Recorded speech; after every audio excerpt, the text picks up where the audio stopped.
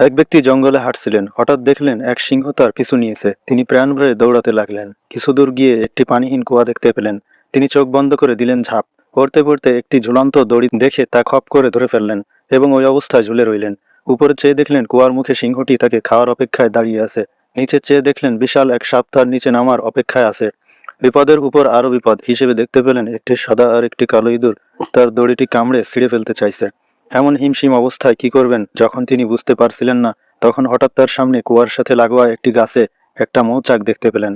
তিনি কি মনে করে সেই মৌচাকের মধুতে আঙুল ডুবিয়ে তা চেটে দেখলেন। সেই মধুর মিষ্টতা এতই বেশি ছিল যে তিনি কিছু মুহূর্তের জন্য উপরের গর্জনরত সিংহ, নিচের হা করে থাকা সাপ আর দড়ি কাটা ইঁদুরের কথা ভুলে গেলেন।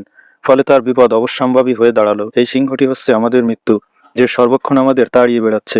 সেই সাপটি হচ্ছে কবর, যা আমাদের অপেক্ষায় আছে। দড়িটি হচ্ছে আমাদের জীবন, যাকে আশ্রয় করে বেঁচে থাকা।